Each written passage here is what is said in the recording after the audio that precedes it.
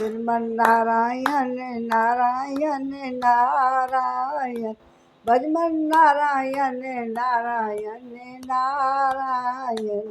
गोविंद मेरो है गोपाल मेरो है, कृपा के बिहारी नंद लाल मेरो है। पाखे बिहारी जय हो तुम्हारी, जय हो तुम्हारी लाला जय हो तुम्हारी। श्रीमन नारायण नारायण नारायण, भजमन नारायण नारायण नारायण। आज हम 29वां सर्ग पढ़ेंगे सुंदरकांड का, और इसमें है सीता जी के शुभ शकुन का। अब थोड़ा सा एक हनुमान जी के लिए और श्री राम जी के लिए एक भजन कर लें।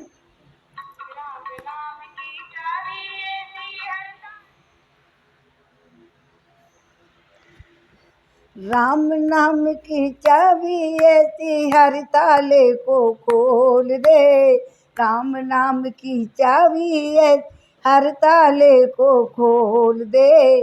काम बनेंगे बिगड़े सारे जय श्री राम बोल दे, काम बनेंगे सारे बिगड़े जय श्री राम बोल दे। राम नाम की चाबी ऐसी हर ताले को खोल दे, काम बनेंगे बिगड़े सारे जय श्री राम बोल दे, जय श्री राम बोल दे। पत्थर की थी एक शिला जो कब से पड़ी थी राहों में, पत्थर की थी एक शिला जो से पड़ी थी राहों में। चरण कमल जो नार बनी जो प्रभु उठाए बाहों में, चरण कमल जो नार बनी वो प्रभु उठाए बाहों में। जन्म जन्म के कर्म हमारे वो एक पल में खोल दे, जन्म जन्म के कर्म हमारे वो एक पल में तोल दे। काम बनेंगे सारे बिगड़े जय श्री राम बोल दे। राम नाम की चाबी ऐसी हर ताले को खोल दे, पार करा के नदिया के बट लखन सिया रघुराज को, पार करा के नदिया के बट लखन सिया रघुराज को। जान गया कृपा सिंधु के छिपे हुए राज को, राम नाम की चाबी ऐसी हर ताले को खोल दे, राम नाम की चाबी ऐसी हर ताले को खोल दे। जान गया कृपा सिंधु के छिपे हुए अंदाज को, प्रेम के बदले दीन दयाला द्वार की मोक्ष खोल दे। राम नाम की चाबी ऐसी हर ताले को खोल दे, काम बनेंगे बिगड़े सारे जय श्री राम बोल दे, जय श्री राम बोल दे। सबरी व्याकुल थी दर्शन को बेर तोड़ कर लाती थी, सबरी व्याकुल थी दर्शन को बेर तोड़ के लाती थी। मीठे मीठे रखे बाबरी खट्टे पहले खुद खाती थी, खाके झूठे बेर भक्त ओ निज दर्शन अनमोल दे। तार जय जय जय श्री राम बोल दे, राम नाम की चाबी ऐसी हर ताले को खोल दे। काम बनेंगे बिगड़े सारे जय श्री राम बोल दे। राम विमुख है जो प्राणी यहाँ दर दर ठोकर खाते हैं, राम विमुख है जो प्राणी यहाँ दर दर ठोकर खाते हैं। महिमा ऐसी राम नाम से पत्थर भी तर जाते हैं, भक्त हनुमान राम की मिश्री कानों में घोल दे। जय श्री राम बोल दे, राम नाम की चाबी ऐसी हर ताले को खोल दे। काम बनेंगे बिगड़े सारे जय श्री राम बोल, जय श्री राम बोल दे, जय श्री राम। अब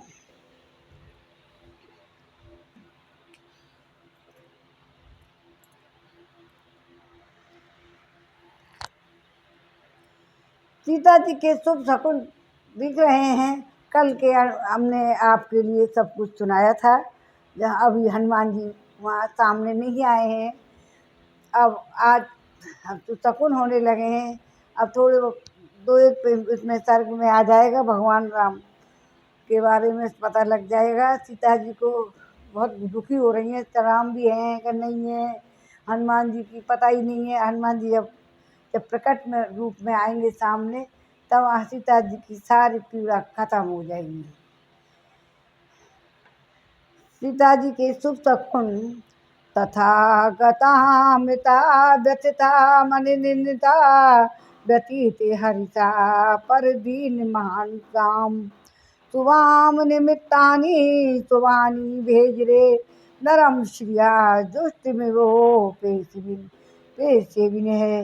इस प्रकार अशोक वृक्ष के नीचे आने पर बहुत से शुभ सगुण प्रकट हो उन्हें व्यथित हृदय सीता सती साध्वी हर्ष शून्य दीन जित शुभ लक्षणा सीता का उसी तरह सेवन करने लगी जैसे श्री संपन्न पुरुष के पास सेवा करने वाले लोग स्वयं पहुंच जाते हैं। उस समय सुंदर केशों वाली सीता का बाकी बरौनियों से घिरा हुआ परम मनोहर काला श्वेत और विशाल माया नेत्र फड़कने लगा, जैसे मछली के आघात से लाल कमल हिलने लगा हो। और साथ ही उनकी सुंदर प्रशंसित गोलाकार मोटी बहुमूल्य काले अगरू चंदन से चर्चित होने योग्य परम उत्तम प्रियतम द्वारा चिरकाल से सेवित बाई भुजा भी तत्काल फड़क उठी। फिर उनकी परत पर जुड़ी हुई दोनों जांघों में से एक बाई जांघ जो गजराज की सूंड के समान तीन मोटी थी, बारंबार फड़क कर मानो वह सूचना देने लगी कि भगवान श्री राम तुम्हारे सामने खड़े हैं। राम नाम की चाबी ऐसे हर ताले को खोलते, काम बनेंगे बिगड़े साले, काम बनेंगे बिगड़े सारे। जय श्री राम बोल दे, जय श्री राम बोल दे। तत्पश्चात अनार के बीज की भांति सुंदर दांत मनोहर गात अनुपम नेत्र वाली सीता का जो वहाँ वृक्ष के नीचे खड़ी थी, सोने के समान रंग वाला किंचित मलिन रेशमी पीताम्बर तनिक तनिक तक खिसक गया और भावी शुभ की सूचना देने लगा।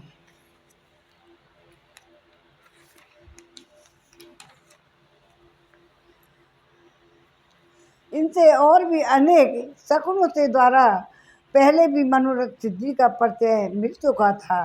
प्रेरित हुई सुंदर भौं वाली सीता उसी प्रकार हर्ष से खिल उठी जैसे हवा और धूप से सूख कर नष्ट हुआ बीज वर्षा के जल से सिंच कर हरा हो गया हो। उनका बिंब फल के समान लाल होठों और सुंदर नेत्रों और सुनह मनोहर बाहों द्वारा रुचिर केशों बाकी बरौनियां तथा श्वेत उज्जर दांतों से सुशोभित मुख राहु के ग्रह से मुक्त हुए चंद्रमा की भांति प्रकाशित होने लगा। उनका शोक जाता रहा, सारी थकावट दूर हो गई, उनका ताप शांत और हृदय हर्ष से खिल उठा। उस समय आया आर्य सीता शुक्ल पक्ष में उदित हुए शीत रश्मि चंद्रमा से सुशोभित रात्रि की भांति अपने मनोहर मुख से अद्भुत शोभा पाने लगी। जय श्री राम बोल दो, जय श्री राम, जय श्री राम। हरे कृष्णा कृष्ण कृष्ण हरे हरे, हरे राम राम राम हरे हरे, हरे राम राम राम हरे हरे। लिंगे खबरिया रे, राम जी के चरणन में मन हो जा दीवाना रे, राम जी के चरणन में कब दिन लेंगे खबरिया रे, राम जी के चरणन में। हरे राम राम राम हरे हरे। अब 30वां सर्ग सुंदरकांड का 30वां सर्ग है। सीता जी से वार्तालाप करने के विषय में हनुमान जी का अब विचार करना। अब हनुमान जी सामने प्रकट होने वाले हैं और अभी तो मन में विचार ही कर रहे हैं। तो अपन कर रहे हैं जय श्री राम, जय श्री राम। हनुमान जी तो हमसे भी पहले जय श्री राम करते हैं। हनुमत डटे रहो आसन पर, जब तक कथा राम की हो, जब तक कथा राम की हो। हनुमत डटे रहो आसन पर, जब तक कथा राम की हो, जब तक कथा राम की हो, तब तक भजन राम को हो। हनुमत डटे रहो आसन पर, जब तक कथा राम की हो। माथे तुम्हारे मुकुट विराजे, माथे तुम्हारे मुकुट विराजे, कानों में कुंडल होए, हाथ तुम्हारे तुलसी की माला, भजन राम का होए।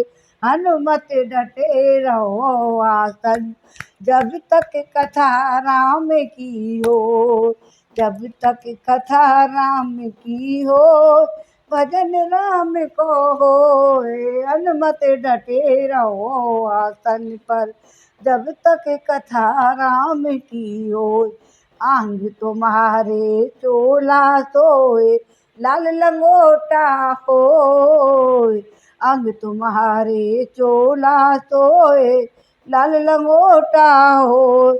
हाथ तुम्हारे गदा विराज, नाथ दोष का हो, हाथ तुम्हारे गदा विराज, नाथ दोष का हो। हनुमत डटे रहो आसन पर, जब तक कथा राम की हो। एक कांधे पर गदा विराज, एक कांधे पर गदा विराज, दूजे पर्वत हो। चूरमा को तेरो भोग लगत है, लड़ुआ चढ़ा में लोगे। हनुमत डटे रहो आसन पर, जब तक कथा राम की हो, कथा राम की हो, और भजन राम का हो। हनुमत डटे रहो आसन पर, जब तक कथा राम की हो। तुलसीदास असुर आस रघुवर की, हरिचरणन गिन होय। अंग तुम्हारे चोला सोए, अंग तुम्हारे सोए, हाथ तमोटा, हाथ तोटा होए। हनुमत डटे रहो आसन, जब तक कथा राम की हो, जब तक कथा राम की हो, जब तक भजन राम को हो। अब 30वां सर्ग सीता जी से वार्तालाप करने के विषय में हनुमान जी का अब विचार करना। पराक्रमी हनुमान जी ने भी सीता जी का विलाप, त्रिजटा की स्वप्न चर्चा तथा राक्षसों की डांट डपट सब प्रसंग ठीक ठीक से उन्होंने सुन लिए। पिताजी ऐसी जान पड़ती मानो नंदन वन में कोई देवी हो। उन्हें देखते ही वानर वीर हनुमान जी तरह तरह की चिंता करने लगे, तरह तरह की चिंता करने लगे। जिन सीता जी को हजारों लाखों वानर समस्त दिशाओं में ढूंढ रहे हैं, आज उन्हें मैंने पा लिया। हनुमान जी बड़े ही प्रसन्न हो रहे हैं और मैं स्वामी द्वारा नियुक्त दूत बनाकर गुप्त रूप से शत्रु की शक्ति का पता लगा रहा था। इसी सिलसिले में मैंने राक्षसों के तारतम्य का, इस पुरी का तथा इस राक्षस राज रावण के प्रभाव का भी निरीक्षण, पूरी लंका का निरीक्षण कर लिया। श्री सीता जी असीम प्रभावशाली तथा जब जीवों पर दया करने वाले भगवान श्री राम की भार्या हैं। ये अपने पति देव का दर्शन पाने की अभिलाषा रखती हैं, अतः इन्हें सांत्वना देना अब उचित है। इनका मुख पूर्ण चंद्रमा के समान मनोहर है। इन्होंने पहले कभी ऐसा दुख नहीं मिला और ना देखा है, परंतु इस समय दुख का पार नहीं पा रहा है, पार नहीं हो पा रही हैं। अतः मैं इन्हें आश्वासन दूंगा, अब मन ही मन सोच रहे हैं अब मैं हनुमान जी से मिल कर के अपनी सारी बात व्यथा को उनकी को दूर करेंगे। ये शोक के कारण अचेत सी हो रही हैं। यदि मैं इन सती साध्वी सीता को सांत्वना दिए बिना ही यहाँ से चला जाऊंगा तो मेरा यह जाना दोष युक्त होगा। मेरे चले जाने पर अपनी रक्षा का कोई उपाय न देखकर ये यशस्वी राजकुमारी जानकी अपने जीवन का अंत कर लेंगी। इतना कुछ उन्होंने सुना है। तो पूर्ण चंद्रमा के समान मनोहर मुख वाले महाभाऊ श्री रामचंद्र जी भी सीता जी के दर्शन के लिए उत्सुक हैं। जिस प्रकार ने सीता का संदेश सुनाकर सांत्वना देना उचित है, उसी प्रकार सीता को भी उनका संदेश सुनाकर आश्वासन देना उचित है। परंतु राक्षसियों के सामने इनसे बात करना मेरे लिए ठीक नहीं होगा। ऐसी अवस्था में यह कार्य कैसे संपन्न करना चाहिए, ये निश्चय करना मेरे लिए सबसे बड़ी कठिनाई है।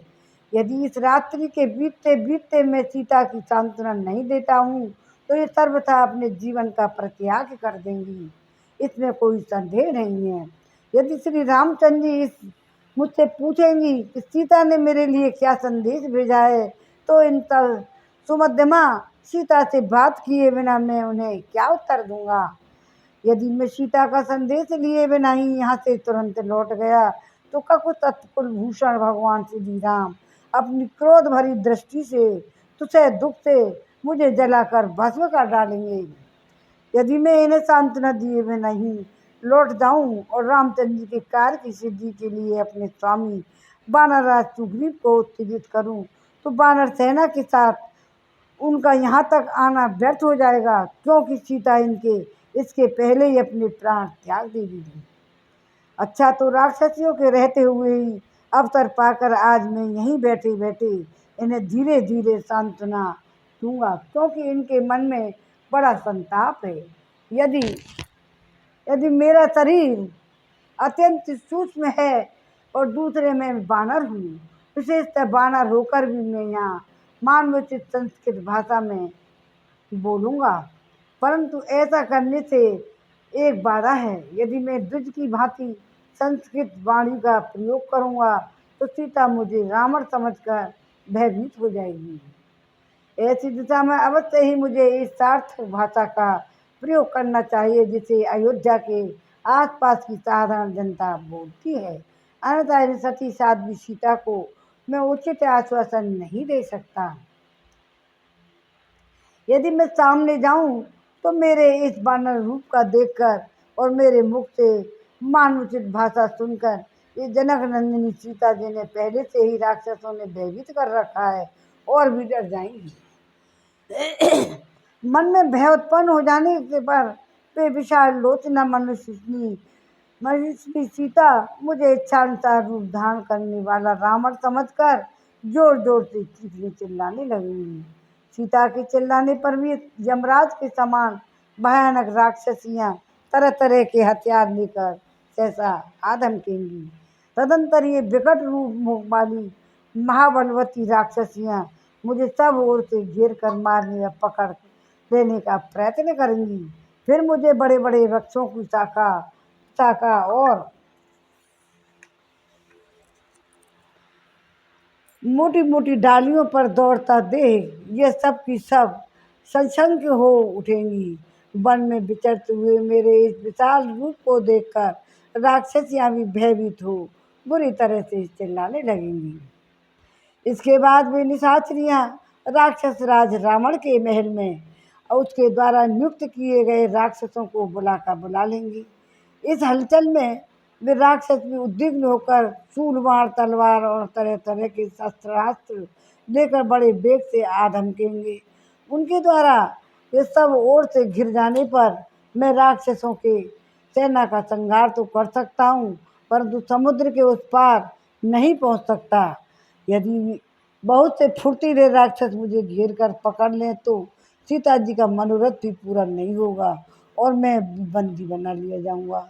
इसके सिवा हिंसा में रुचि रखने वाले राक्षस यदि इनकी जनक दुलारी को मार डालें तो श्री रघुनाथ जी और सुग्रीव का यह सीता की प्राप्ति रूप अभिष्ट कार्य भी नष्ट हो जाएगा। यह स्थान राक्षसों से घिरा हुआ है। यह आने का मार्ग दूसरा और देखा जाना हुआ नहीं है तथा इस प्रदेश को समुद्र ने चारों ओर से घेर रखा है। ऐसे गुप्त स्थान में जानकी भी निवास करती हैं। यदि राक्षसियों ने मुझे संग्राम में मार दिया या पकड़ लिया तो फिर रघुनाथ जी के कार्य की पूर्ण करने के लिए कोई दूसरा सहायक भी नहीं दिख रहा है। बहुत विचार करने पर भी मुझे ऐसा कोई बानर नहीं दिखाई देता जो मेरे मारे जाने पर 100 योजन विस्तृत महासागर को लांघ सके। मैं इच्छानुसार अब सहस्त्रों राक्षसों को मार डालने में समर्थ हूँ, परंतु युद्ध में फंस जाने पर महासागर के उस पार नहीं जा सकूँगा। यह अनिश्चयात्मक होता है। उसमें किस पक्ष की विजय होगी यह निश्चित नहीं रहता और मुझे संशय युक्त कार्य प्रिय नहीं है। कौन ऐसा बुद्धिमान होगा जो संशय रहित कार्य को संशय युक्त बनाना चाहेगा। सीता जी से बातचीत करने में मुझे यही ऊपर महान दोष प्रतीत होता है। यदि बातचीत नहीं करता हूँ तो विदेह नंदिनी सीता का परित्याग भी निश्चित ही है, जो वो निश्चित कर चुकी हैं। बने बनाए काम भी देश काल के विरोधी होकर उसी प्रकार असफल हो जाते हैं जैसे सूर्य के उदय होने पर सब ओर फैले हुए अंधकार का कोई बस नहीं चलता, वह निष्फल हो जाता है। बुद्धिमान तो है ही हनुमान जी। कर्तव्य और अकर्तव्य के विषय के स्वामी का निश्चित बुद्धि भी अविवेकी दूत के कारण शोभा नहीं पाती है, क्योंकि अपने को बड़ा बुद्धिमान और पंडित समझने वाले दूत अपने ही नासमझी से कार्य को नष्ट कर डालते हैं। फिर किस प्रकार से काम न बिगड़े, किस तरह मुझसे कोई सावधानी न हो जाए, किस प्रकार मेरा समुद्र लांघना व्यर्थ न हो जाए, किस तरह सीता जी मेरी सारी बातें सुन लें किंतु घबराहट में न पड़ें। इन सब बातों पर विचार करके बुद्धिमान हनुमान जी ने यह निश्चय किया, जिनका चित्त अपने जीवन बंधु श्री राम में ही लगा है, उन सीता जी को मैं अपने प्रियतम रघुनाथ श्री राम को, जो अनायासी महान कर्म करने वाले हैं, गुण गाकर सुनाऊंगा और उन्हें उद्विग्न नहीं होने दूंगा।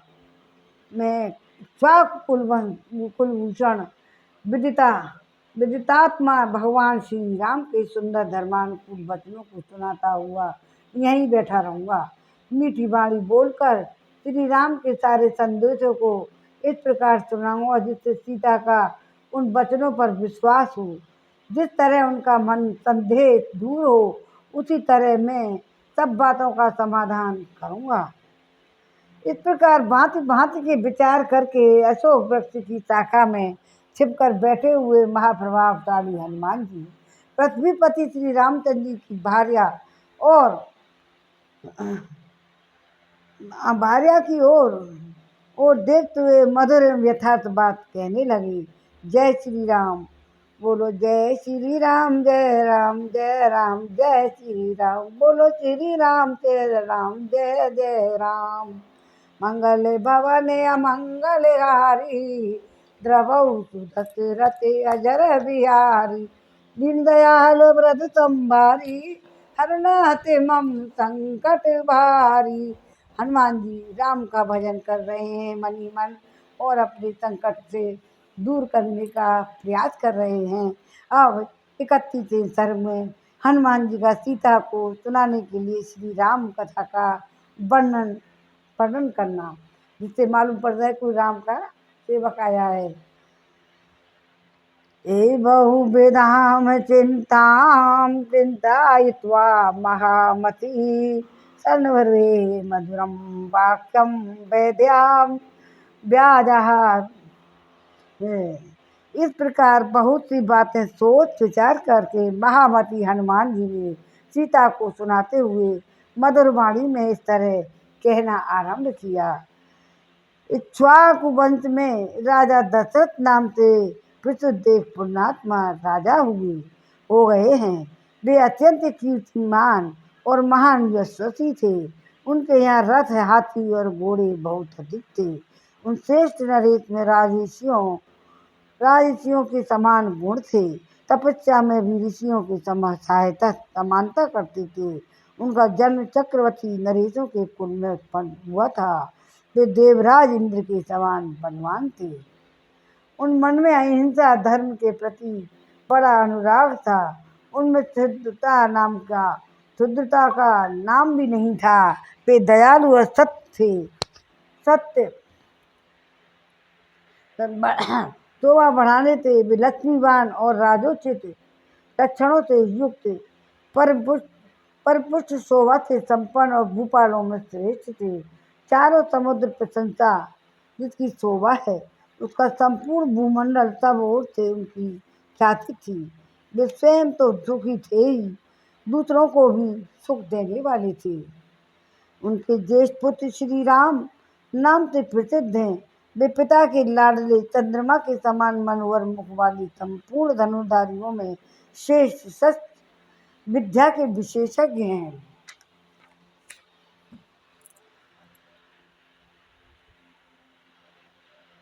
शत्रुओं को संताप देने वाले श्री राम अपने सदाचार के स्वजनों के इस जीव जगत के तथा धर्म के भी रक्षक हैं। उनके बूढ़े पिता महाराज दशरथ बड़े ही सत्य प्रतिज्ञ थे। उनकी आज्ञा से वीर श्री रघुनाथ जी अपनी पत्नी और भाई लक्ष्मण के साथ वन में चले आए। वहाँ विशाल वन में शिकार खेलते हुए श्री राम ने इच्छानुसार रूप धारण करने वाले बहुत से सूरवीर राक्षसों का वध कर डाला। उनके द्वारा जनस्थान में विध्वंस और खरदूषण के वध का समाचार सुनकर रावण ने अमरसवश जनक नंदिनी सीता का अपहरण कर लिया। पहले तो उस राक्षस ने माया से मृग बने हुए मारीच के द्वारा वन में रामचंद्र जी को धोखा दिया और स्वयं जानकी जी को हर ले गया। भगवान श्री राम परम साध्वी सीता देवी की खोज करते हुए मतंग वन में आकर सुग्रीव नामक बानर से मिले और उनके साथ उन्होंने मैत्री स्थापित कर ली। तदंतर शत्रु नगरी पर विजय पाने वाले श्री राम ने बाली का वध करके वानरों को राज महात्मा सुग्रीव को दे दिया। तत्पश्चात वानर राज सुग्रीव की आज्ञा से इच्छानुसार रूप धारण करने वाले हजारों सीता देवी का पता लगाने के लिए संपूर्ण दिशा में निकले हैं। उन्हीं में से एक मैं भी हूँ। मैं संपाति के कहने पर विशाल लोचना विधेय नंदिनी को खोजने के लिए 100 योजन विस्तृत समुद्र को वेगपूर्वक लांघ कर यहाँ आया हूँ। मैंने श्री रघुनाथ जी के मुख से जानकी जी का जैसा रूप और जैसा रंग जैसे लक्षण सुने थे, उनके अनुरूप इन्हें पाया है। इतना ही कहकर बानर शिरोमणि हनुमान जी चुप हो गए। उनकी बातें सुनकर जनक नंदिनी सीता को कहा बड़ा विस्मय हुआ। उनके केस घुंघराले और बाल बड़े ही सुंदर थे। वीर सीता ने केसों से ढके हुए अपने मुंह को ऊपर उठाकर इस अशोक वृक्ष की ओर देखा। कब के वचन सुनकर सीता को बड़ी प्रसन्नता हुई। वे संपूर्ण पतियों से भगवान श्री राम का स्मरण करती हुई समस्त दिशाओं में दृष्टि दौड़ाने लगी।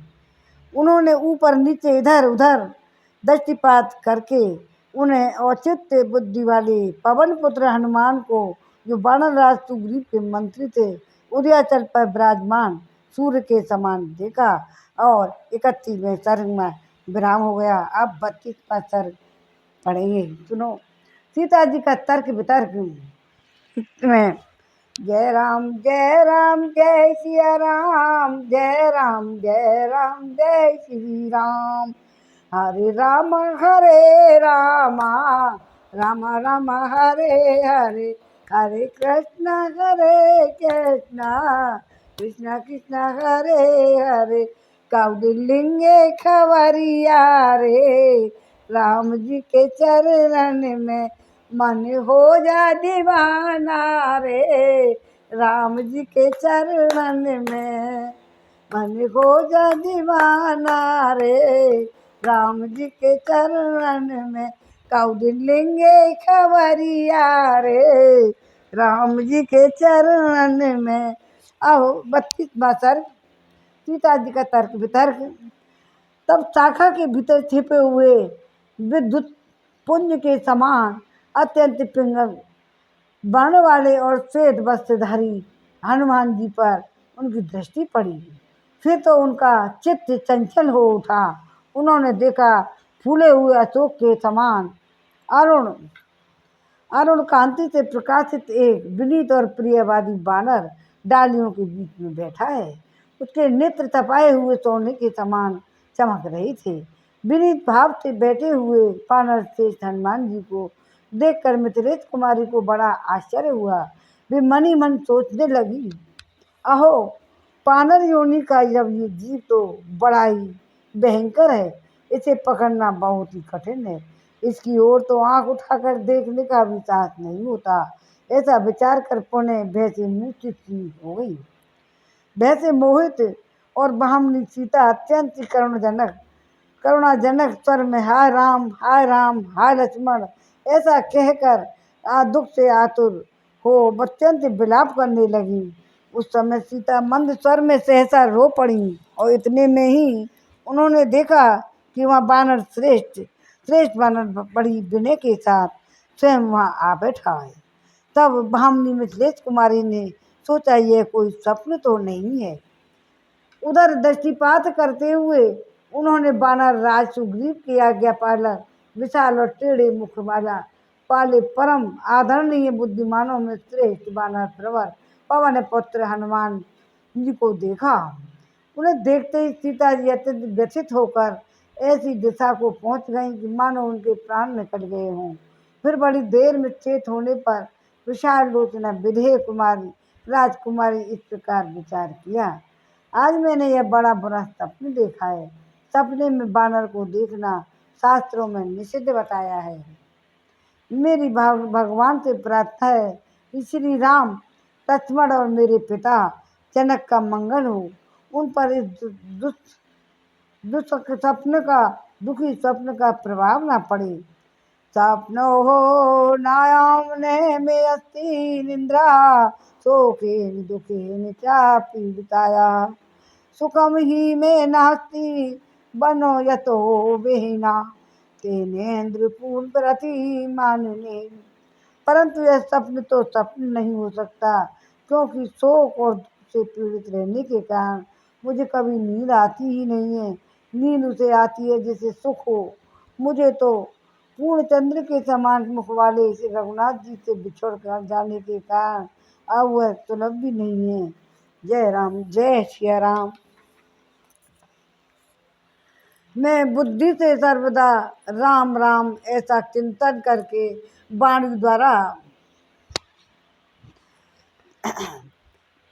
द्वारा राम नाम का ही उच्चारण करती रहती हूँ। अतः उस विचार के अनुरूप वैसे ही अर्थ वाली ये कथा देख और सुन रही हूँ। श्री राम मेरा हृदय सर्वदा रघुनाथ जी में लगा हुआ है। अतः श्री राम दर्शन को लालसा से अत्यंत ही पीड़ित हो गया है। उन्हीं का चिंतन करती हुई, उन्हीं को देखती हुई, उन्हीं की कथा सुनती हूँ और सोचती हूँ कि संभव है ये मेरे मन की ही कोई भावना हो, तथापि बुद्धि से भी तर्क वितर्क करती हूँ। यह जो कुछ दिखाई देता है इसका क्या कारण है। मनोरथ या मन की भावना का कोई स्थूल रूप नहीं होता, परंतु इस बानर का रूप जो स्पष्ट दिखाई दे रहा है यह मुझे बातचीत भी करता है। मैं वाणी और स्वामी बृहस्पति को वज्रधारी इंद्र की स्वयंभू ब्रह्मा जी को तथा वाणी के अधिष्ठातु देवता अग्नि को भी नमस्कार करती हूँ। इस वनवासी बानर में मेरे सामने यह कुछ कहा है वह सब सत्य हो, इसमें कुछ भी अन्यथा ना हो।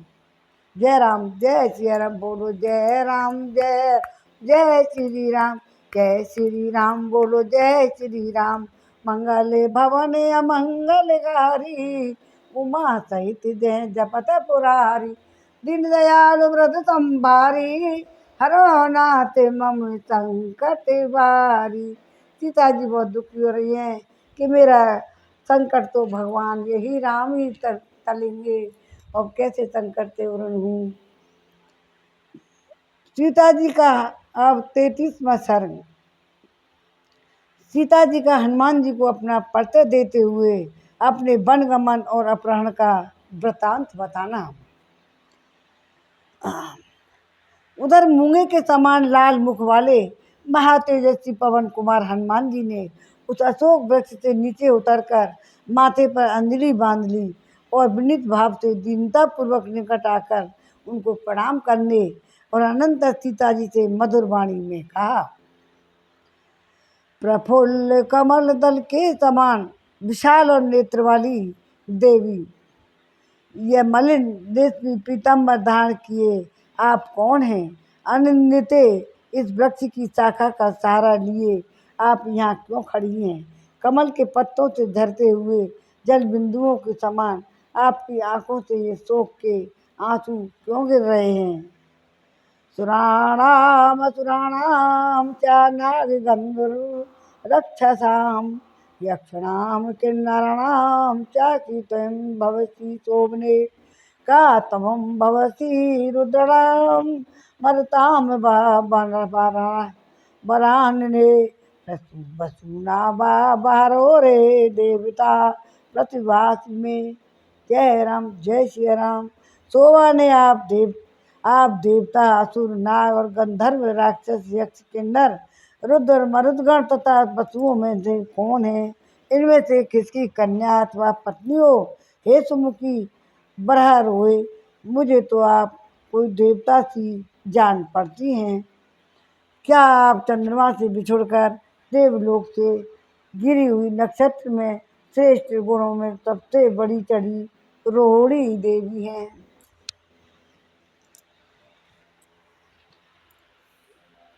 अथवा कजरारे नेत्रों वाली देवी, आप कोप या मोह से अपने पति वशिष्ठ को कुपित करके यहाँ आई हुई कल्याण स्वरूपा सतो शिरोमणि अरुंधति तो नहीं है? सुमध्य में आपका निपुत्र पिता और भाई अथवा पति कौन है? लोक से चल करके परलोकवासी हो गया है, जिसके लिए आप शोक करती हैं। रोने लंबी सांसें खींचने तथा पृथ्वी का स्पर्श करने के कारण मैं अपने आप को देवी नहीं मानता।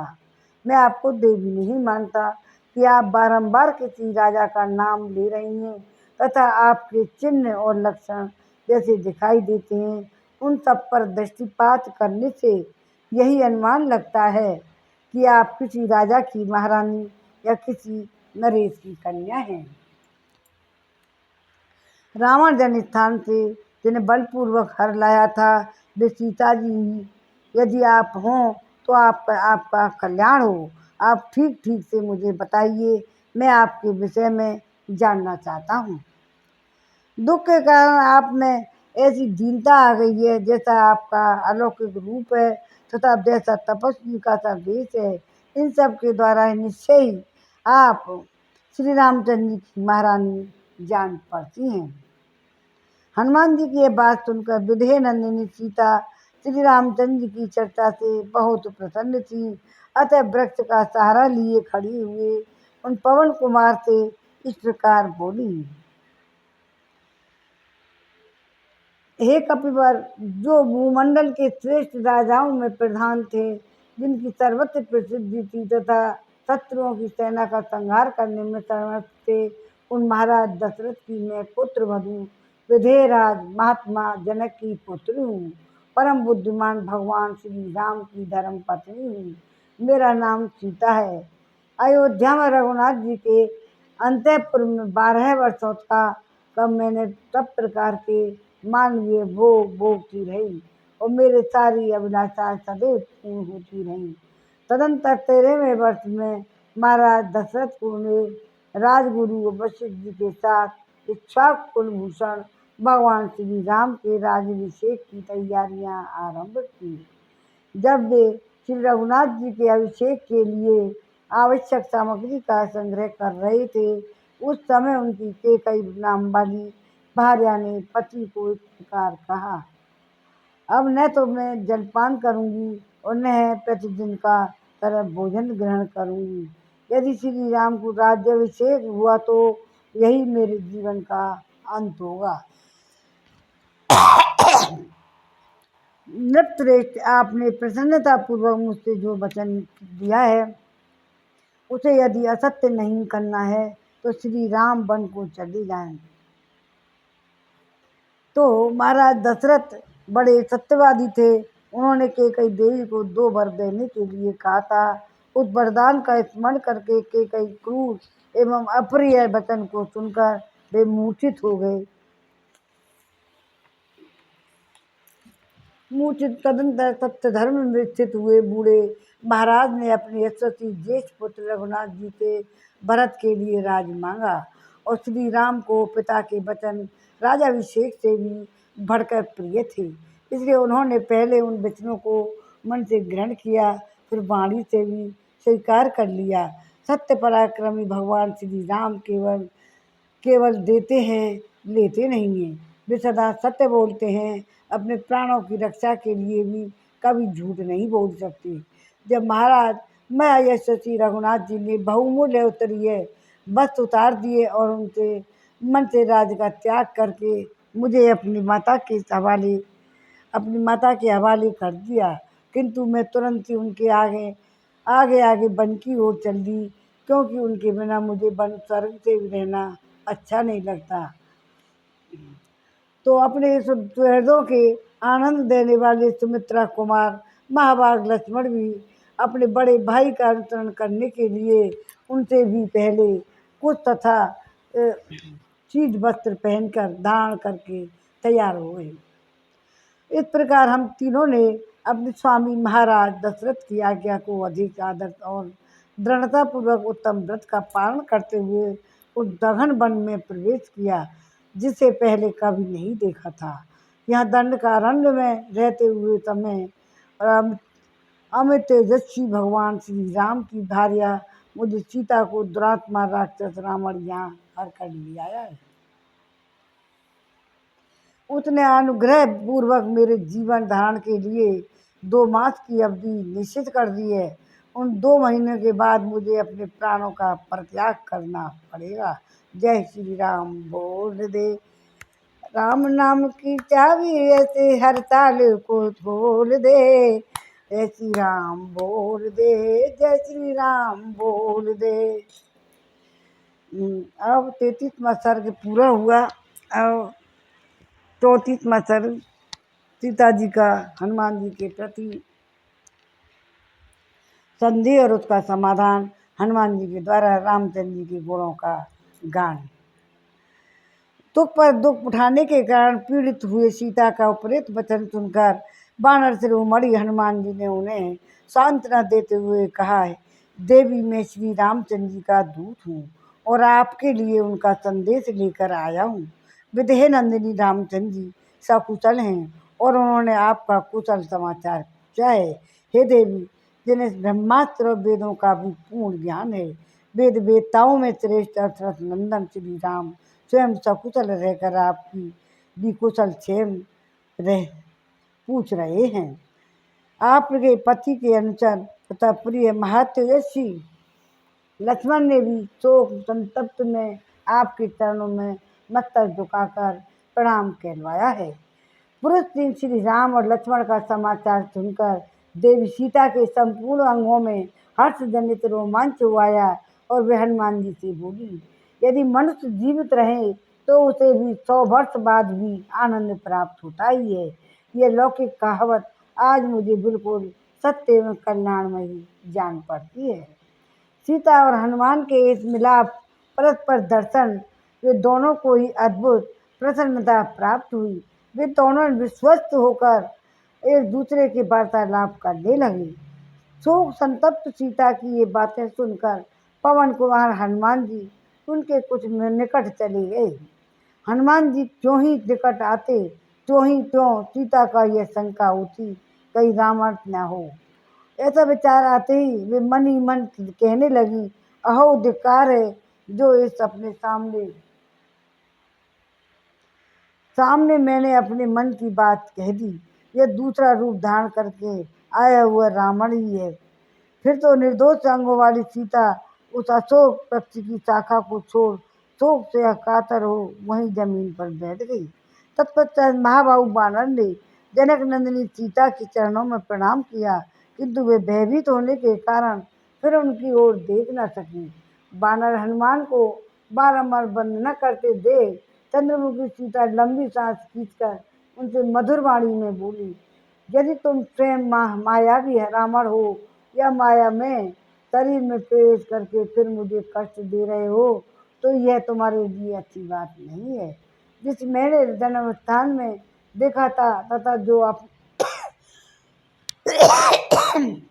यथार्थ रूप को छोड़कर सन्यासी का रूप धारण करके ही आया था, तुम वही रावण हो। इच्छानुसार रूप धारण करने वाले निशाचर मैं उपवास करते करते दुबली हो गई हूँ और मन ही मन दुखी रहती हूँ। इतने पर भी तुम्हें फिर मुझे संताप दे रहे हैं, ये तुम्हारे लिए अच्छी बात नहीं है। जिस बात को मैंने मन में शंका हो रही है वह ना भी हो, क्योंकि तुम्हें देखने से मेरे मन में प्रसन्नता हुई है।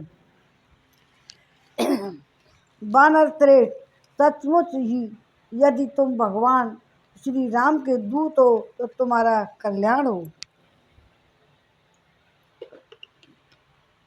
मैं तुमसे उनकी बातें पूछती हूँ, क्योंकि श्री राम की चर्चा मुझे बहुत ही प्रिय है।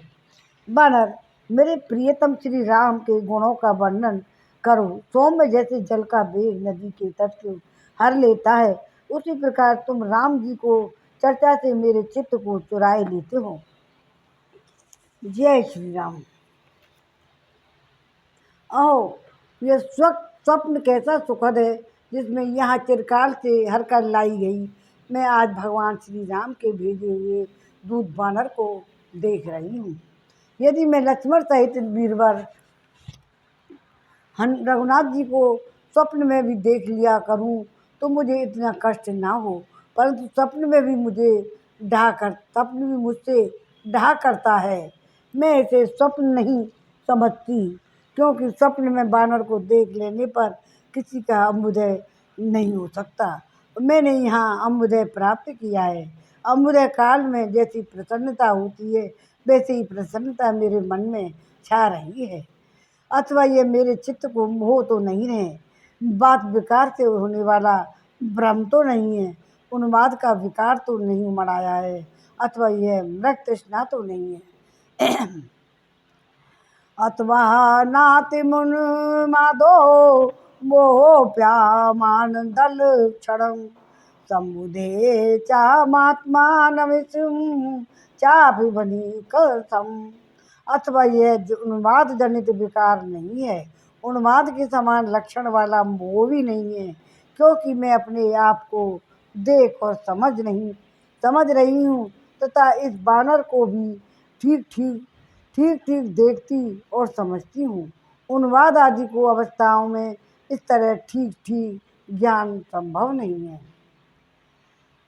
इस तरह सीता अनेक प्रकार से राक्षसों की प्रबलता और बानर की निर्बलता का निश्चय करके उन्हें राक्षस रावण ही माना, क्योंकि राक्षसों में इच्छानुसार रूप धारण करने की शक्ति होती है। ऐसा विचार कर सूक्ष्म कट प्रदेश वाली जनक कुमारी सीता ने कपिवर हनुमान से फिर कुछ नहीं कहा।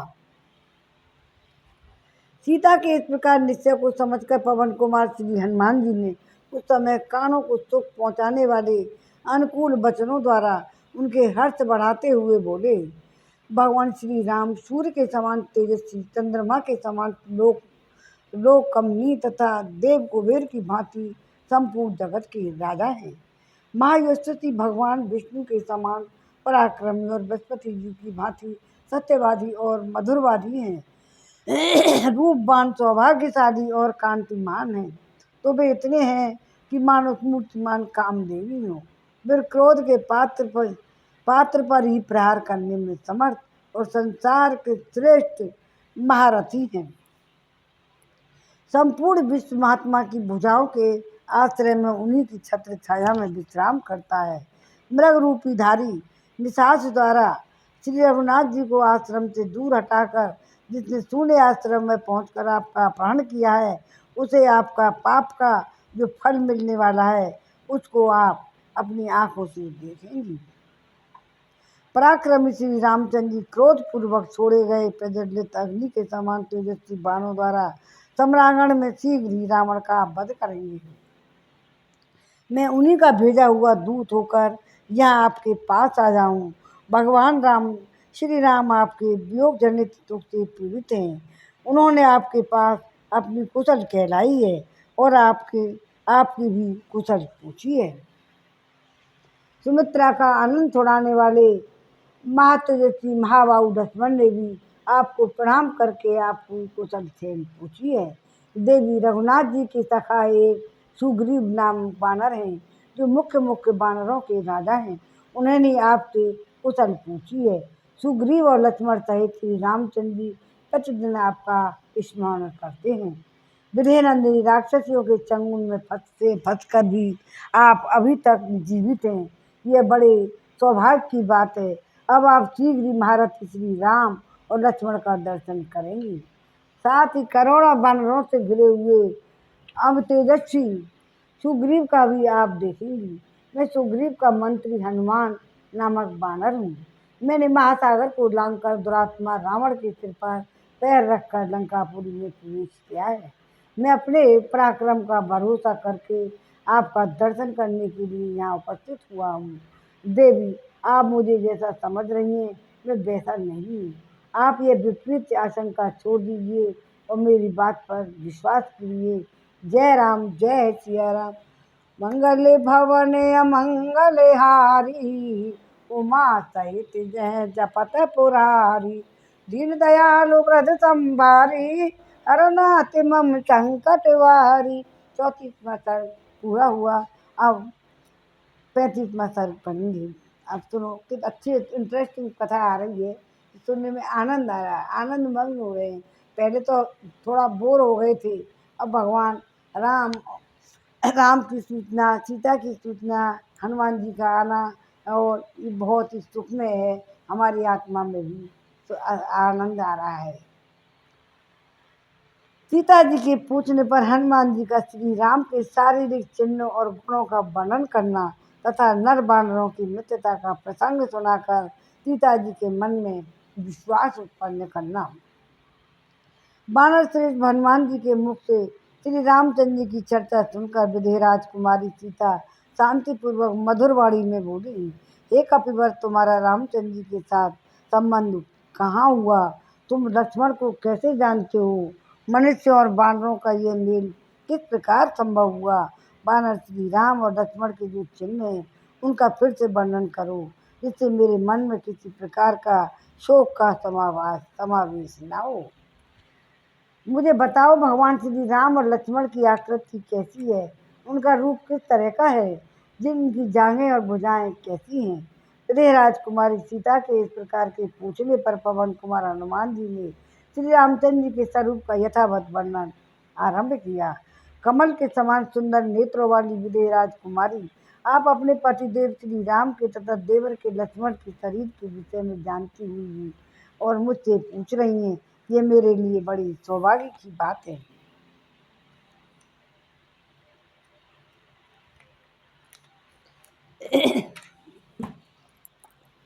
यानी रामचित कभी विरसाल लोचने श्री राम और लक्ष्मण के चिन्हों को मैंने लक्ष्य किया है, वह उन्हें बताता और मुझसे सुनिए। जनक नंदिनी श्री रामचंद्र जी के नेत्र प्रफुल्ल कमल के दल के समान विशाल और सुंदर हैं। मुख पूर्णिमा के चंद्रमा के समान मनोहर है। वे जन्म काल से ही रूप और उदारता आदि गुणों से संपन्न हैं। वे तेज में सूर्य के समान, क्षमा में पृथ्वी के तुल्य, बुद्धि में बृहस्पति के सदृश, यश में इंद्र के समान वे संपूर्ण जीव जगत तथा स्वजनों के भी रक्षक हैं। शत्रुओं को संताप देने वाले श्री राम अपने सदाचार और धर्म की रक्षा करते हैं। भावनी श्री रामचंद्र जी जगत के चारों वर्णों की रक्षा करते हैं। लोक में धर्म की मर्यादाओं को बांधकर उनका पालन करने और कराने वाले भी वे ही हैं। सर्वत्र अत्यंत भक्ति भाव से उनकी पूजा होती है। वे कांतिमान और परम प्रकाश स्वरूप ब्रह्मचर्य व्रत के पालन में लगे रहते हैं। साधु पुरुषों का उपकार मानते और आचरण और सत्कर्मों के प्रचार का ढंग जानते हैं। और वे राजनीति में पूर्ण शिक्षित और ब्राह्मणों को उपासक, ज्ञानवान, शीलवान, विनम्र और शत्रुओं को संताप देने में समर्थ हैं। उन्हें यजुर्वेद भी अच्छी तरह से शिक्षा मिली है। वे वेद वेदता और विद्वानों ने उनका बड़ा सम्मान किया है। वे चारों वेद और धनुर्वेद, 6 वेद वेदांगों को भी परिनिष्ठित विद्वान हैं। उनके कंधे मोटे और भुजाएं बड़ी बड़ी और गला शंख के समान, मुख सुंदर है। गले की हंसली मांस से ढकी हुई है तथा नेत्रों में कुछ कुछ लालिमा है और वे लोगों में श्री राम के नाम से प्रसिद्ध हैं। स्वयं उनका दुंदुभी नाच के समान गंभीर और शरीर रंग और वह चिकना है। उनका प्रताप बहुत ही बड़ा चढ़ा है। उनके सभी अंग सुडौल और बराबर हैं। उनकी कांति श्याम है। उनकी 3 अंग वक्ष स्थल, कलाई और मुट्ठी सुदृढ़, बाएं भुजाएं, मेड़, ये तीनों अंग लंबे हैं। केशों का अग्रभाग अंडकोश घुटने के समान 3 समान बराबर हैं। वक्ष स्थल, नाभि के किनारे का भाग और उधर ये तीनों उभरे हुए हैं। नेत्रों के कोने कोने कोने भाग और नख और हाथ पैर तलवे वे तीनों लाल हैं। चित्र के अग्रभाग, दोनों पैरों की रेखाएं, सिर के बाल ये सब तीनों चिकने हैं और उन्हें स्वर, चाल और नाभि ये तीनों गंभीर हैं।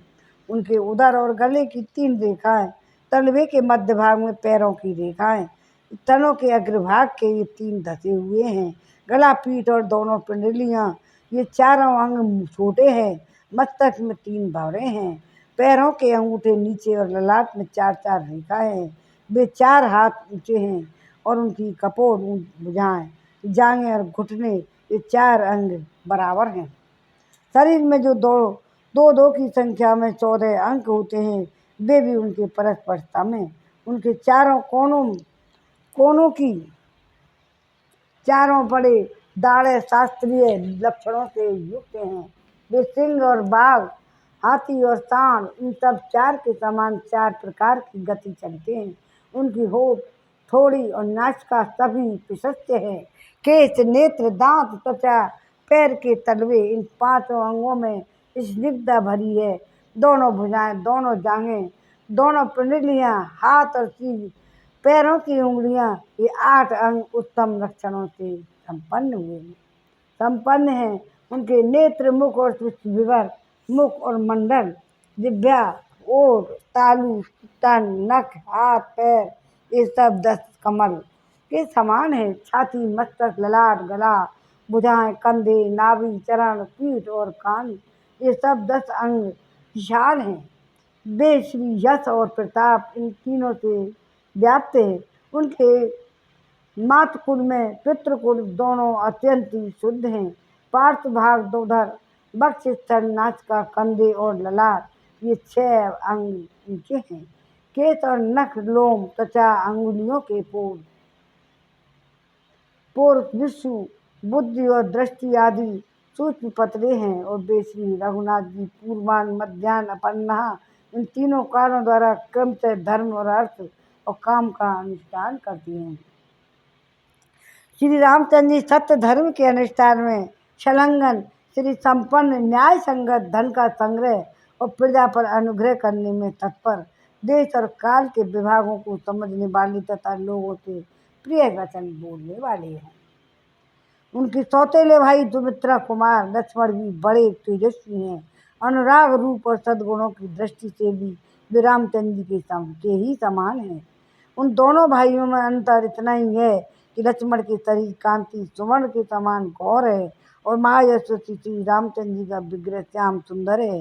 वे दोनों नरश्रेष्ठ आपके दर्शन के लिए उत्कंठित हो सारी पृथ्वी पर आपकी खोज करते हुए हम लोगों से मिले थे और आपको ही ढूंढने के लिए पृथ्वी पर विचरते हुए उन दोनों भाइयों ने वानर राज सुग्रीव का साक्षात्कार किया, जो अपने बड़े भाई के द्वारा राज्य में उतार दिए गए थे और ऋषमुख पर्वत प्रमुख भाग में जो जीव बहुत से वृक्षों द्वारा घिरा हुआ है। भाई के भय से पीड़ित हो बैठे हुए प्रिय दर्शन सुग्रीव से वे दोनों भाई मिले। जब उन दोनों ने, जिन्हें बड़े भाई ने राज से उतार दिया था, सत्य प्रत्येक बानर राज सुग्रीव को सेवा में हम सब लोग रहा करते थे। शरीर पर वस्त्र तथा हाथ में धनुष धारण किए वे दोनों भाई जब ऋषिमुख पर्वत से रमणीय प्रदेश में आए, तब धनुष धारण करने वाले उन दोनों नर श्रेष्ठ वीरों को वहां उपस्थित देख बानर शिरोमणि सुग्रीव भय से घबरा उठे। उछलकर हम पर्वत के उच्चतम शिखर पर जा पहुंचे। उस शिखर पर बैठने के पश्चात बानर राज सुग्रीव ने मुझे ही शीघ्रतापूर्वक उन दोनों को बंधुओं के पास भेजा।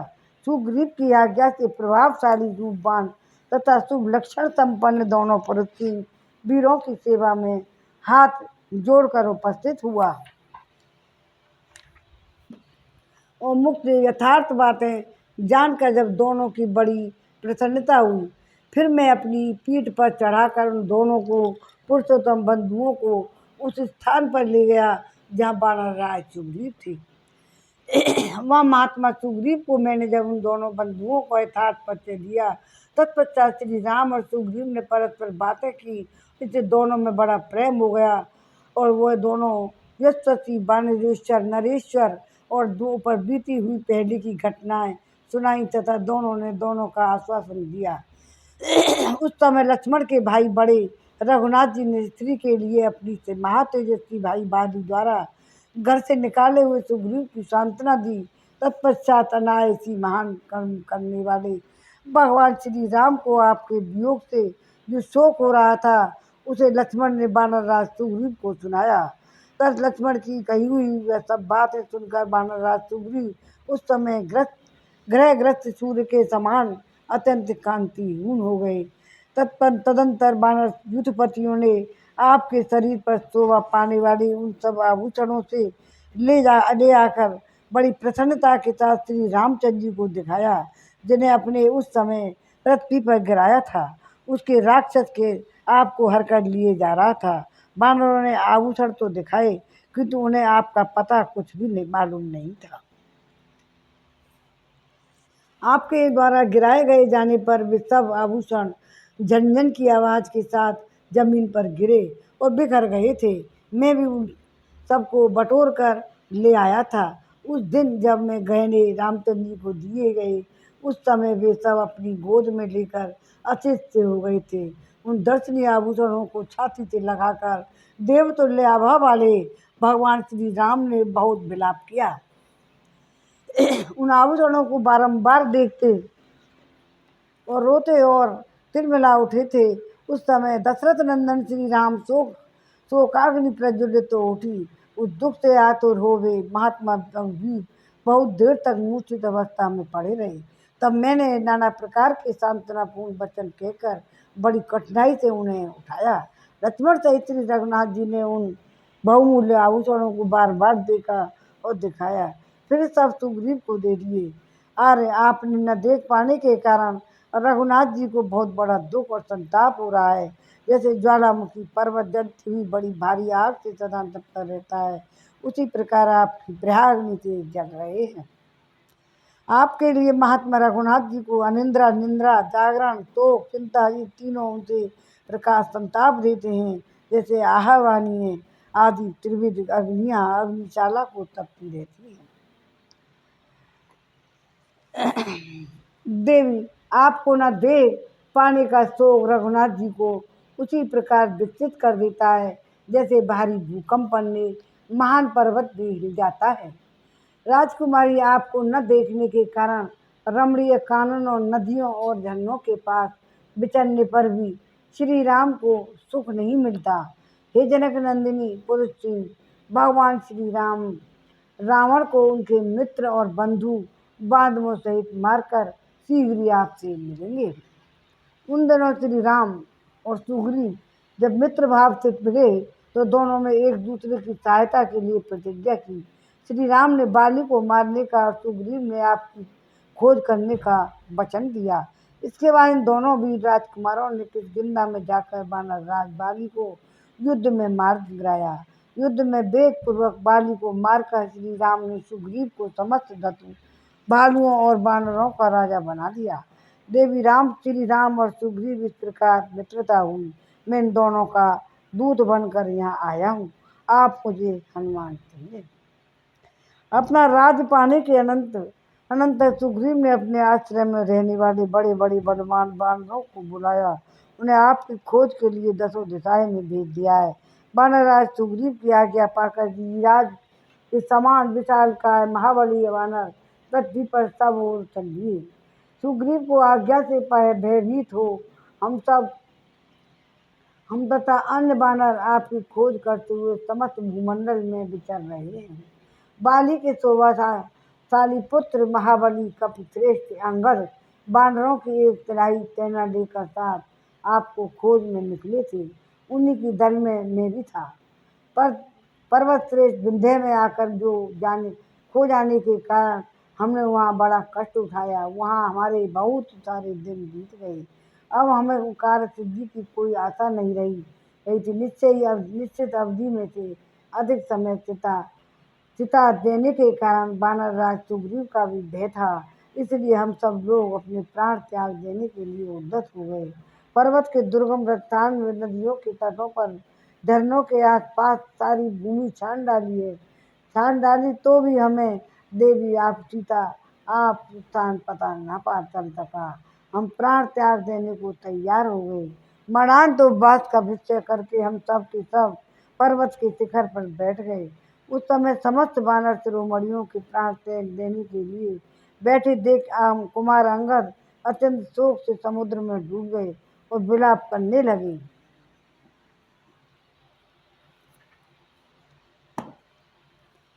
विजय नंदिनी, आपका पता न लगने के बालों मारे जाने और हमारे लोगों का मरणांत उपवास करने तथा जटायु के मरने की बात पर विचार करके कुमार अंगद को बड़ा दुख हुआ। स्वामी के आज्ञा पालन से निराश होकर हम मरना ही चाहते थे कि देववश हमारा कार्य सिद्ध करने के लिए गजराज जटायु के बड़े भाई संपाति, जो स्वयं भी गीधों के राजा और महान बलवान पक्षी हैं, वहाँ पहुँचे। हमारे मुँह से अपने भाई के वध की चर्चा सुनकर कुपित हो उठे और बोले, वानर शिरोमणि, बताओ मेरे छोटे भाई जटायु का वध किसने किया है? वह कहाँ मारा गया है? ये सब वृत्तांत हमने तुम लोगों से सुनना चाहता हूँ। जब अंगद ने जन्म स्थान में आपकी रक्षा के उद्देश्य से जूझते हुए जटायु को उस समय भयानक रूपधारी राक्षस के द्वारा महान वध किया गया था, वह सब प्रसंग हमने यूँ की त्यों सुना दिया है। लंबा हो गया है आज का प्रसंग। जटायु के वध का वृतांत सुनकर अरुण पुत्र संपाति का बड़ा ही दुख हुआ। अरुण पुत्र संपाति को बड़ा दुख हुआ। बराहर उन्होंने ही हमें बताया कि आप रावण के घर में निवास कर रही हैं। तस्य तद्वचनं श्रुत्वा सम्पाते प्रीतिवर्धनम् अंगद प्रमुखः सर्वे ततः प्रस्थापिता वयं विन्ध्यादुत्थाय सम्प्रदाता सागरस्य अन्तमुत्तरं त्वदर्शनं ततोत्थाता पुष्टापनगङ्गमा अंगद प्रमुखां सर्वे विलोपान्त उपागताः। संपाति का यह वचन वानरों के लिए बड़ा हर्षवर्धक हुआ। उसे सुनकर उन्हीं के भेजने से अंगद आदि हम सभी वानर आपके दर्शन की आशा से उत्साहित हो विंध्य पर्वत से उठकर समुद्र के उत्तम तट पर आ गए। इस प्रकार अंगद आदि सभी दृष्ट पुष्ट वानर समुद्र के किनारे आ पहुँचे। आपके दर्शन के लिए उत्सुक होने पर भी हमारे सामने समुद्र को देखकर सब वानर फिर भयानक चिंता में पड़ गए। समुद्र को देखकर वानर सेना कष्ट में पड़ गई और जानकर मैं भी उनके संग तीव्र भय की दूर करता हुआ 100 योजन समुद्र को लांघकर यहाँ आ गया हूँ। राक्षसों से भरी हुई लंका में मैंने रात में ही प्रवेश किया है। यहाँ आकर रावण को देखा, शोक में पीड़ित हुई आपको भी दर्शन किया है सीता शिरोमणि। अब सारा वृतांत मैंने ठीक ठीक आपके सामने रखा है। और देवी, दशरथ नंदन श्री राम का दूत हूँ, अतः आप मुझसे बात कीजिए। मैं श्री रामचंद्र जी के कार्य की सिद्धि के लिए ही सारा उद्योग किया है। आपके दर्शन के निमित्त मैं यहाँ आया हूँ। हे देवी, आप मुझे सुग्रीव का मंत्री तथा वायु देवता का पुत्र हनुमान समझें। देवी, आपके पतिदेव समस्त पत्रधारियों में शेष ककुत्सत कुलभूषण श्री रामचंद्र जी सकुशल हैं तथा बड़े भाई की सेवा में संलग्न रहने वाले शुभ लक्षण लक्ष्मण भी प्रसन्न हैं। वे आपके इन पराक्रमी पतिदेव के हित साधने में ही तत्पर रहते हैं। मैं सुग्रीव की आज्ञा के अकेला ही यहाँ आया हूँ। इच्छा अनुसार रूप धारण करने की शक्ति रखता हूँ। आपका पता लगाने की इच्छा से मैंने बिना किसी महासागर के अकेले ही घूम फिरकर इस दक्षिण दिशा में अनुसंधान किया है। आपके विनाश की संभावना से मैं जो निरंतर शोक में डूबे रहते हैं वानर सैनिकों को यहाँ बताकर आप मिल गई। मैं उनका संताप दूर करूँगा, वह मेरे लिए बड़े हर्ष की बात है। हे देवी, मेरा समुद्र को लांघ कर यहाँ तक आना व्यर्थ नहीं हुआ। सबसे पहले आपके दर्शन का यह यश मुझे ही मिलेगा, यह मेरे लिए सौभाग्य की बात है। महापराक्रमी श्री रामचंद्र जी साक्षात राज रावण को उसके पुत्र और बंधु बांधवों सहित मारकर शीघ्र ही आज आपसे आ मिलेंगे। विदेहनंदिनी पर्वतों में माल्यवान और नाम से प्रसिद्ध एक उत्तम पर्वत है। वहाँ केसरी नामक वानर निवास करते थे। एक दिन वे यहाँ से गोकर्ण पर्वत पर गए। महाकपि केसरी मेरे पिता हैं। उन्होंने समुद्र के तट पर विद्यमान उस पवित्र गोकर्ण तीर्थ में देव ऋषियों की आज्ञा से संसाधन नामक दैत्य का संहार किया था। हे मिथिलेश कुमारी, उन्हीं कपिराज केसरी की स्त्री से गर्भ से वसुदेवता के द्वारा मेरा जन्म हुआ है। मैं लोक में अपने ही कर्मों द्वारा हनुमान नाम से विख्यात हूँ। विदेह नंदिनी, आपको आवाज़ आनी थोड़ी देर बाद। आपको विश्वास और दिलाने के आ जाइए। मैंने आपके स्वामी के गुणों का वर्णन किया है। हे देवी, श्री रघुनाथ जी शीघ्र ही आपकी यहाँ से ले जाएंगे, ले चलेंगे, निश्चित बात है। इस प्रकार युक्त विश्वसनीय कारणों और पहचान के रूप में बताए गए श्री राम और लक्ष्मण के शारीरिक चिन्हों द्वारा हनुमान जी ने शोक से दुर्बल हुई सीता को अपना विश्वास दिलाया और उन्होंने हनुमान जी को श्री राम का दूत को तरह समझा। उस समय जनक नंदिनी सीता को अनुपम हर्ष प्राप्त हुआ। उस महान हर्ष के कारण वे कुटिल पैरोनियों वाले दोनों नेत्रों से आनंद के आंसू बहने लगी। उस अवसर पर विशाल लोचना सीता का मनोरम मुख, जो लाल सफेद और बड़े बड़े नेत्रों से युक्त था, राहु के ग्रहण से मुक्त हुए चंद्रमा के समान शोभा पा रहा था। अब वे हनुमान को वास्तविक वानर मानने लगी। इसके विपरीत माया में रूपधारी राक्षस नहीं। तदंतर हनुमान जी ने प्रिय दर्शना सीते से फिर कहा, हे मिथिलेश कुमारी, इस प्रकार आपने जो कुछ पूछा था वो सब मैंने बता दिया। अब आप धैर्य धारण करें। बताइए, मैं आपकी कैसी और क्या सेवा करूं? इस समय आपकी रुचि क्या है? आज्ञा हो तो अब मैं लौट जाऊं। महर्षियों की प्रेरणा से कपिवर केसरी द्वारा युद्ध में संसाधन नामक असुर के मारे जाने पर मैंने पवन देवता के द्वारा जन्म ग्रहण किया है। अतः मैं उन वायु देवता के समान ही प्रभावशाली वानर हूँ। जय राम, जय श्री राम। मंगल भवन अमंगल हारी, द्रवहु सुदशरथ अजर बिहारी। दीन दयाल वृद्ध संभारी, हरनाथ मम संकट भारी। मंगल भवन अमंगल हारी, द्रवहु सुदशरथ अजर बिहारी। हरे राम राम राम हरे हरे, हरे कृष्ण कृष्ण कृष्ण हरे हरे।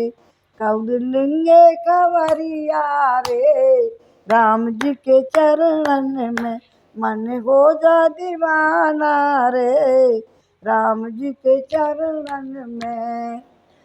कौलिंगे कंवरिया रे, राम जी के चरणन में।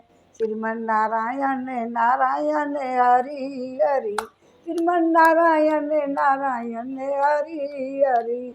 गोविंद मेरो है, गोपाल मेरो है, श्री बांके बिहारी नंदलाल मेरो है। बांके बिहारी जय हो तुम्हारी, जय हो तुम्हारी लाला, जय हो तुम्हारी। आरती करो चलो। आरती श्री रामायण जी की, कीरत कलित ललित सियपी की। गावत ब्रह्मादिक मुनि नारद, वाल्मीकि विज्ञान विशारद। सुख सनकादि शेष और सारद, वरन पवन सुत कीरतनी की। आरती श्री रामायण जी की, कीरत कलित ललित सियपी की। संतन गावत शंभु भवानी, असुगट संभव मुनि विज्ञानी। व्यास आदि कवि पुंज बखानी, काक भूषण गरुण के ही की। आरती श्री रामायण जी की। चारों वेद पुराण अष्टदश छहों ओर, सब ग्रंथन को रस। तन मन धन संतन को सर्वस, सारा अंश समत सब ही की। आरती श्री रामायण जी की। कालिमल हरन विषय रस फीकी, सुभग श्रृंगार मुक्ति जुवती की। हरण रोग भव भूरि अमी की, तात मात सब विध तुलसी की। आरती श्री रामायण जी की। कीरत कलित ललित सियपी की। बोल सियापति रामचंद्र की जय। जय श्री राम। जय हनुमान जी महाराज की जय।